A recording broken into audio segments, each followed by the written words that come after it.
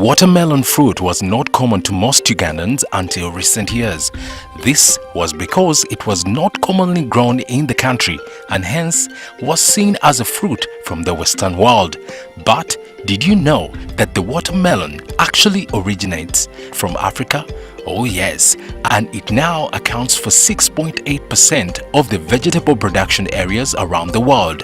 Coming up on Seeds of Gold. Yeah, you have to make sure that if you planted watermelon, you have to, it should be weed free to control all the pests. Because if there are a lot of weeds, the pest tends to multiply highly, and you find yourself you have a lot of post-harvest losses.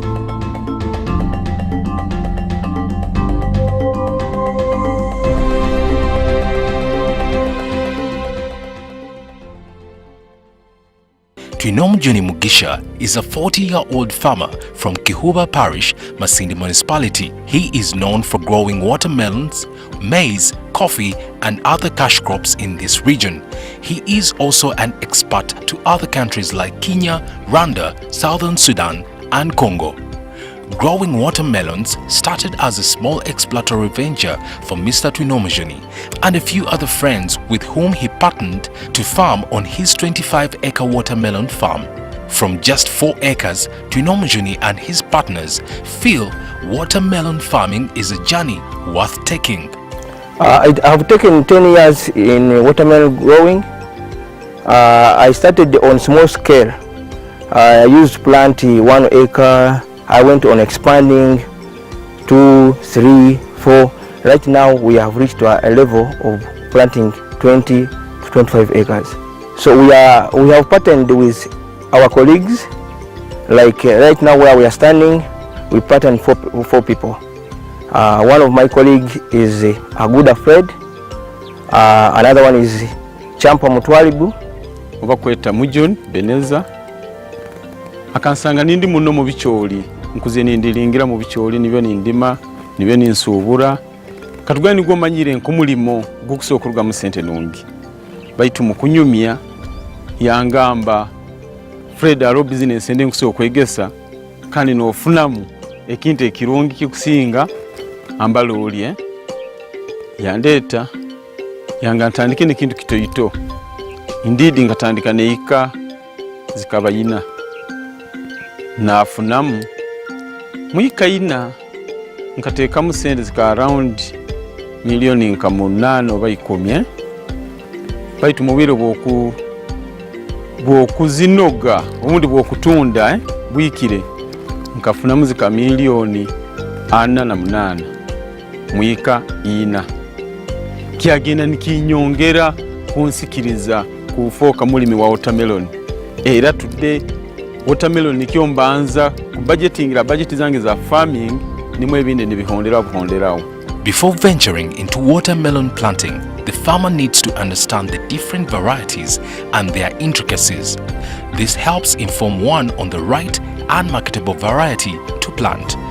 With over 100 varieties, watermelons come in different shapes, sizes and colors.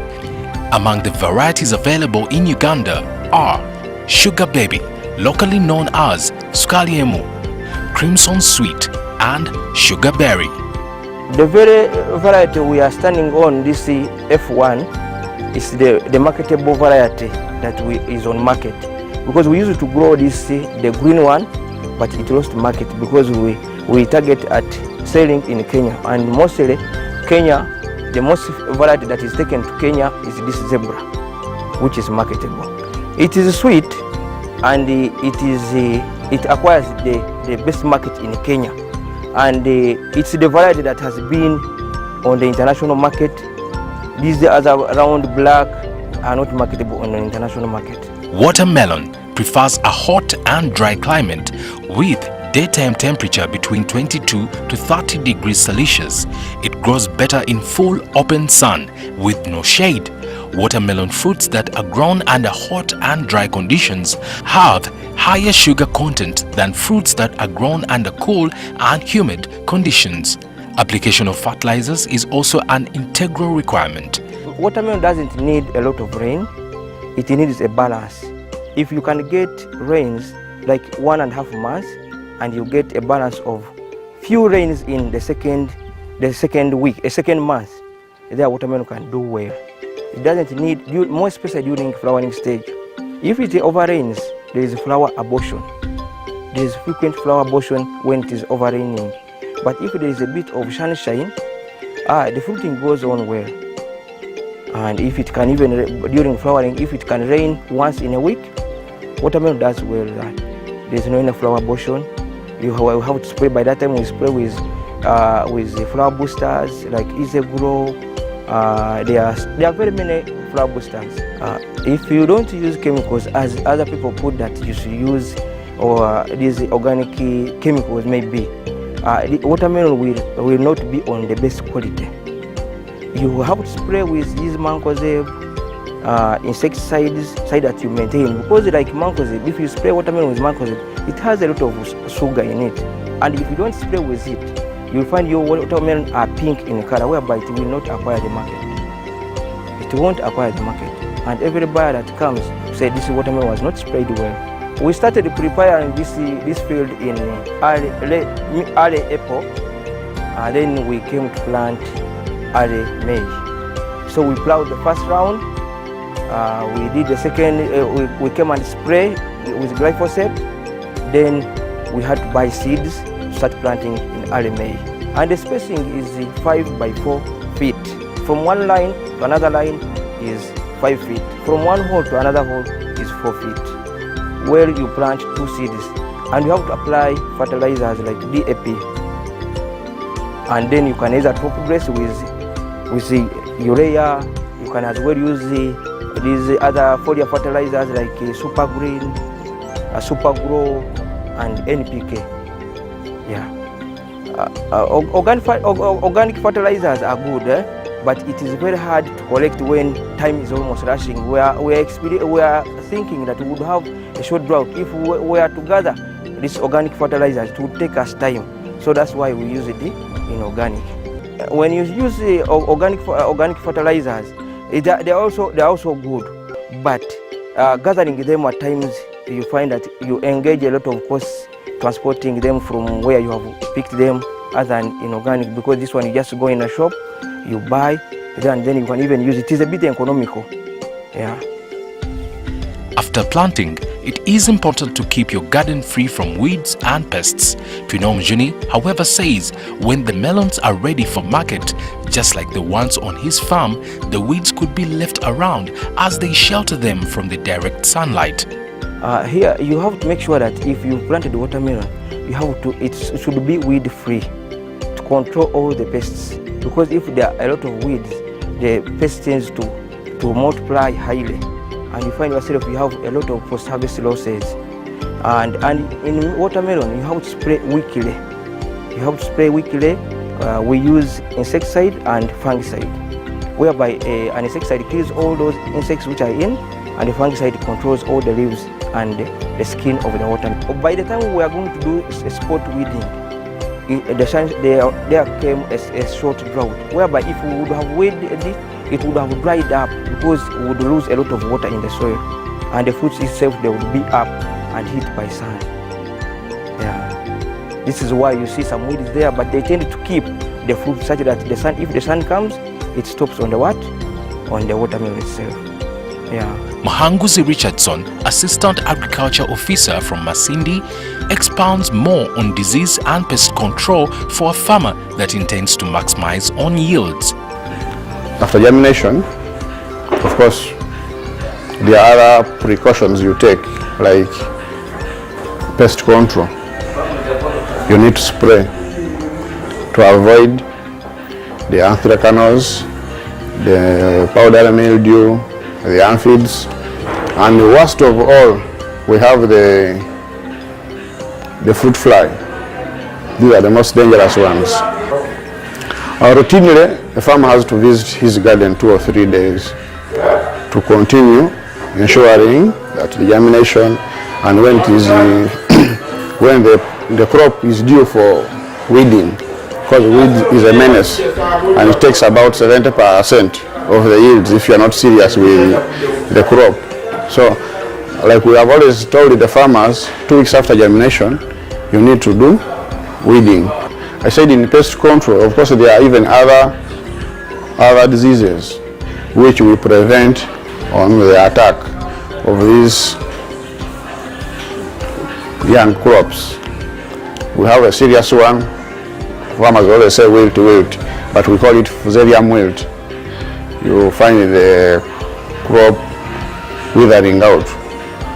Somebody may think they have burnt it or something else has happened, but that is it. So to avoid that, we have the mancozebs, the Indofil. These are powders which you spray against fusarium wilt to control. Now, this is done at early stages, can be a week, every 7 days.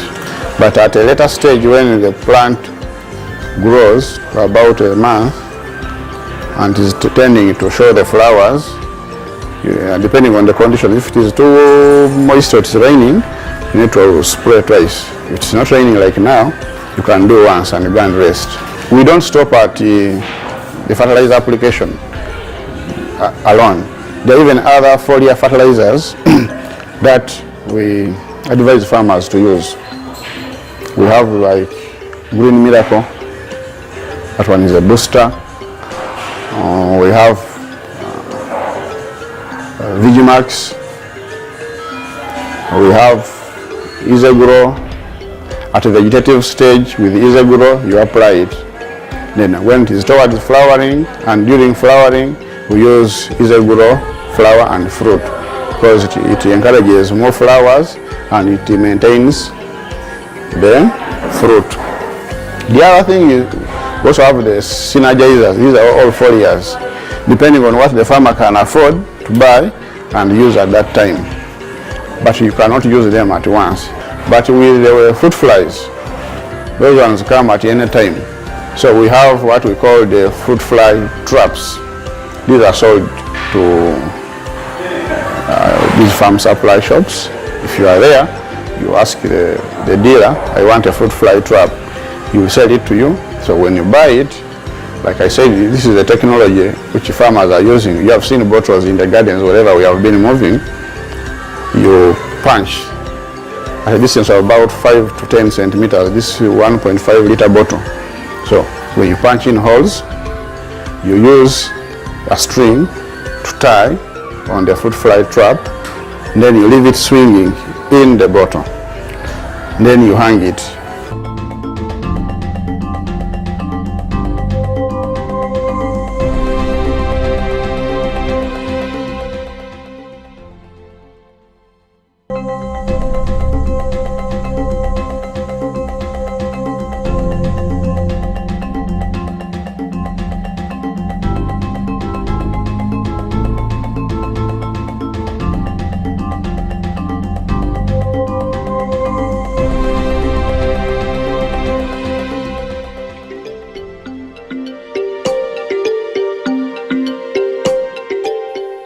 Watermelons on average take a period of 70 to 80 days to ripen and be ready for market.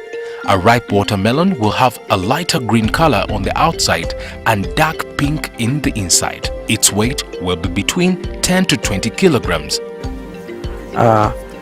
Watermelon goes to 75 days to 80 days, because if it comes to 75 days, then you have to look for market.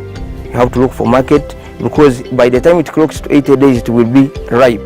So you will be ready to be transporting, or you should be ready, able to have buyers stand by. Otherwise, they may either go overripe, whereby a buyer can't transport these watermelons to a high distance. If you under proper management and the proper climate, the best watermelon can even weigh 15 to 16 kilograms. But if there is short drought, it tends to reduce water. You know, watermelon sucks a lot of water in the soil.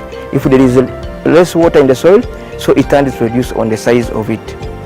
So you find that yourself getting 2 kilos, 3 kilos, and whereby it is very hard to market the small sizes.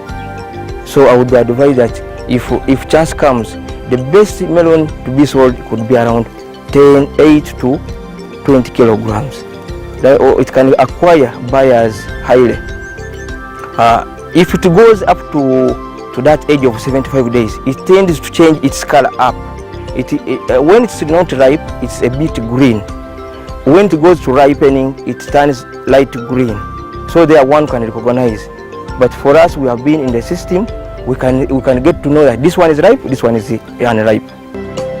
After identifying that the fruit is ripening, the farmer can then go ahead and find market that will be just in time for the harvest. It needs enough labor, more especially like we bring around, it depends on the trucks that we are going to load. For instance, now we have our buyers have come. If we finish negotiating with them, they have to bring in labor, like a truck needs around 10 people to load it. You harvest, again load it, whereby you can pay around 150,000 per loading a truck, because it takes a lot of time and a lot of labor. They are heavy. You have to carry in a distance where the truck has parked. Yeah, we have to pick the right fruit that is ready. We don't pick at random. Our biggest market is in Kenya, because the population of Kenya is a bit higher than the one of Uganda. That's why we tend to, if we are growing on large scale, we aim at getting market in Kenya. And if there is a lot of melon in Uganda, obviously we have to take it to Kenya. If we don't take it to Kenya, it becomes a problem to us, because you can find around 10 trucks in Nakasero, but they can take around 3 to 4 days getting finished. But in Kenya, they offload more than 20 trucks, 30 trucks a day. Yeah. Kenya is the biggest consumer of watermelon within the East African region. This is according to Joseph Chintu, a middleman within the region. Most Ugandan commercial farmers hence produce for this market, since only a small percentage of Ugandans consume the fruit. Watermelon ebiseera ebisinga obungi tumutwala Kenya. Uganda wana katale kabadde kakyali katono, ng'okugeza watermelon Kenya bamulya mu namba nyingi, nga ne bwotwala emmotoka yadde 5 basobola okuzipima ne bakola. Ate Kenya bo tebagula meloni namba, bo bapima mu kilo. Ebintu bye Kenya bisinga obungi babipima mu kilo. Ate ne waffe Uganda tetupima muki, tugula buguzi nnimiro oba tugula motoka oba ne mutegeeragana ku bungi bw'ennamba eri muki mu nnimiro. Beeyi eya kilo esobola okuba ku siringi 30. Kilo emu eze Kenya siringi 3, Uganda ziri mu siringi nga 10 mu 100. Kakati bamupima motoka esobola okuva mu tani 10 ze kilo omutwalo gumu, nojjamu emitwalo nga 30 eze Kenya. Kati emitwalo 30 eze Kenya okuzikyusa mu za Uganda osofunamu emiliyoni emitwalo 3, osofunamu miliyoni karibu 11. Ekitegeeza obusuzi bwa watermelon bulungi magoba. It is, however, not only well with the business, as farmers and middlemen decry the many challenges, some of which include fake seeds on the market. The most challenge that we experience in watermelon growing is the climate change. More especially at times there is time when you feel that you should have rain and there's sunshine. Like now recent, we expected to get the best yields if it would have gone ahead raining, but it just stopped there, and then these small sizes can't put up because they have no water. So if it would be good if watermelon got the balance of good rains during fruiting and the first 3 weeks of planting, because if you don't get rain after planting, the germination is poor. Yeah, and we have been experiencing challenges by these seed companies. They started making fake seeds because we would plant their seed, more especially the East African Seed Company. We had admired that seed company. It was producing the same seed that we used to buy in Kenya. But now, due to the high market of the seed, they started producing again fake seed, whereby the germination wasn't good. As an agronomist, however, Mr. Richard Muhanguzi disagrees with the farmers' allegations, suggesting they could be made out of lack of knowledge. Farmers have a tendency of mixing so that they attract both customers for the blackish type or sugar berry F1 and then the square one. So they tend to mix, either to confuse the buyer, or when you are buying you leave what you can also sell to the local customers. Now, when it comes to other colors which are similar to the other one, of course, like in genetics, there is what we call variation. you cannot say it's going to be 100% pure. So those other colors which are similar, those are variations. Will not be a mix-up, because when you say it is mix-up, it means the gene bank of one is different from a gene bank of the other. But if you tested the two and go to the same gene bank, it means it's just variation. One is short, one is tall, one is dark, one is brown, or one is an albino. But you find the albino has the same characters like those ones, apart from him or her being with a dominant recessive color. Considered a vegetable, the future of watermelon still remains wide to be tapped into, as there is still so much value attached to this delicious pink and red fruit. Of course, we start with the juice. You can't do away with the value addition and say I'm going to do without juice. One is the juice. Two, we have the seeds. The seeds are nutritious, and at the same time they are medicinal to our health. If you go and dig deeper, you get that the seeds are more important. Even when you are eating them served like a salad, you need to crush the seeds fresh and even enjoy the other flesh part. But somebody who eats the seeds eats more of watermelon than you who only enjoys the flesh. Of course, in value addition, when you look at watermelon, it is a perishable crop. But with good handling, it can take a long time. So we can, from the garden, we can wash it, clean it, sort, then pack. There are areas where you say we are packing for Kampala, then we are packing for Masindi local market. What the Masindi local market can afford buying and what the Kampala market can afford.